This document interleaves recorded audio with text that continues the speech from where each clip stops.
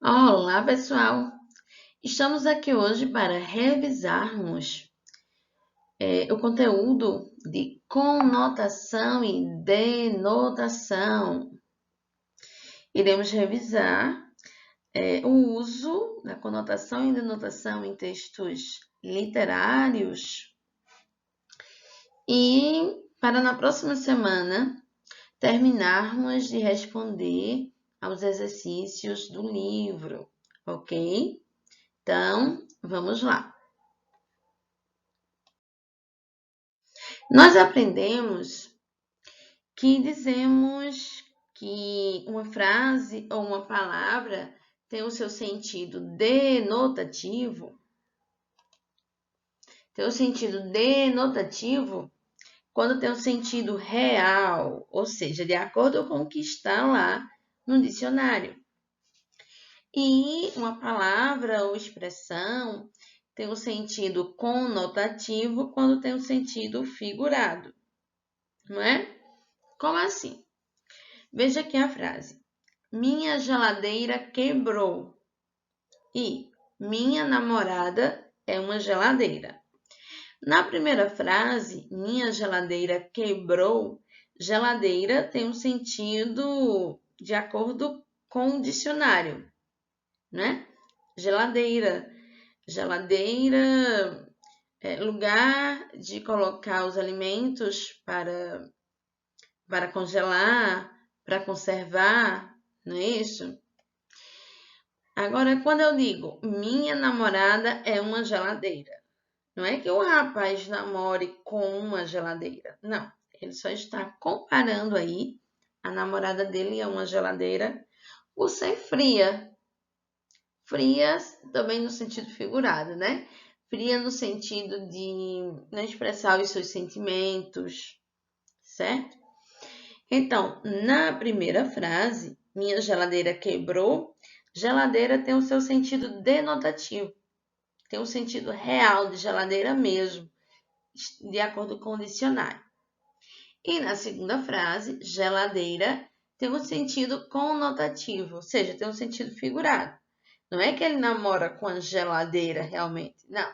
Ele está comparando a namorada dele, que é uma mulher, a uma geladeira, por ser fria no sentido de não expressar os seus sentimentos, certo?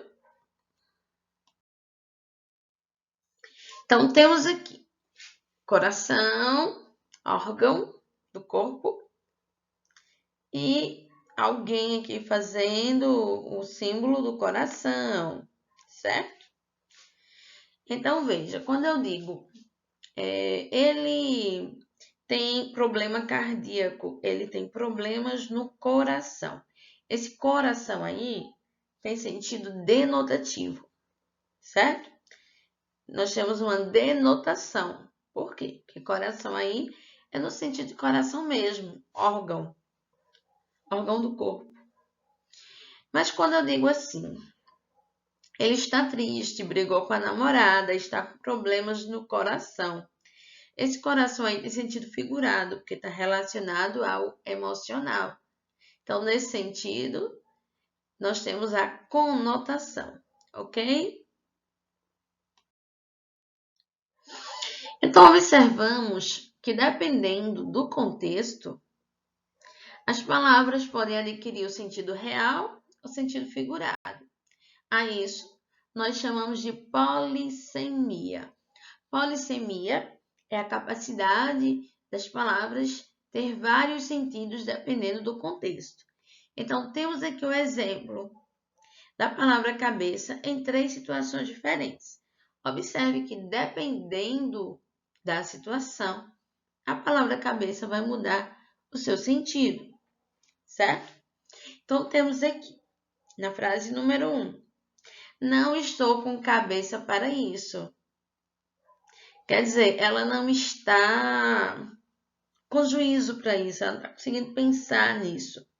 Então, cabeça aqui está no sentido figurado, sentido conotativo. Agora, quando eu digo minha cabeça está doendo, então cabeça aqui é a cabeça mesmo, o órgão, certo? Então, cabeça aqui está no sentido denotativo, sentido real. Mas quando eu digo você é a cabeça do projeto, quer dizer, você é um líder, você é o chefe. É você que sabe as coisas, foi você que criou o projeto. Então, cabeça aqui também está no sentido figurado, ok? Então, observe como as palavras mudam de sentido dependendo do contexto. Essa capacidade das palavras mudarem o sentido dependendo do contexto, chamamos de polissemia. Um exemplo de polissemia aqui, pessoal. Meu pai, nós temos aqui uma tirinha, Chico Bento. Observe que tem Chico Bento aqui conversando com o primo. Meu pai tem 800 cabeças de gado. E o seu?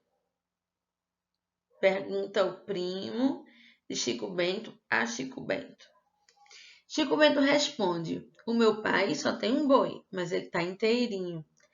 Observe que o rapaz, quando fala em 800 cabeças de gado, está se referindo à quantidade de vacas e boi. Ele está se referindo à cabeça mesmo, certo? Mas aqui, Chico Bento levou a palavra cabeça de gado ao pé da letra.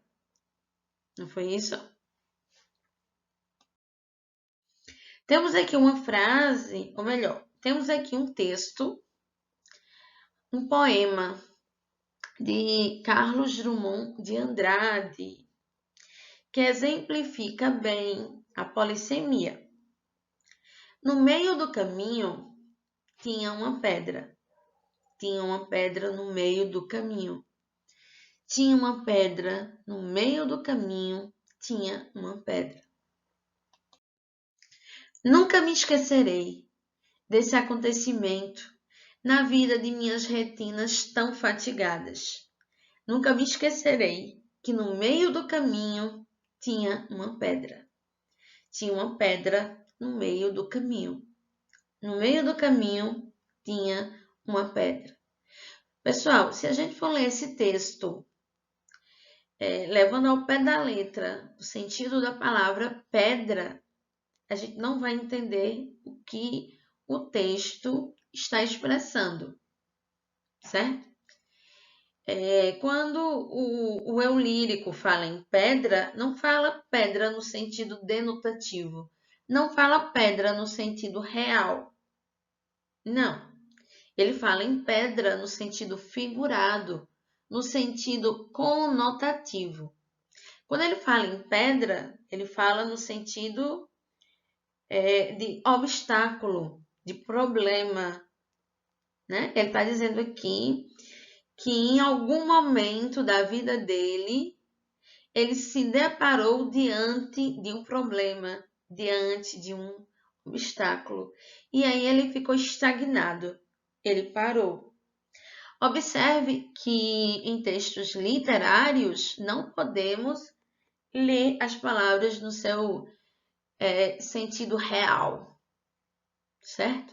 A gente tem que ir além e buscar o sentido figurado, o sentido conotativo das palavras no texto literário. Porque o texto literário é polissêmico. As palavras são polissêmicas, ok? Eu vou deixar uma atividade aqui no Google Sala de Aula para vocês responderem e também nos grupos de WhatsApp. E estarei enviando um vídeo de correção, ok? Bom estudo!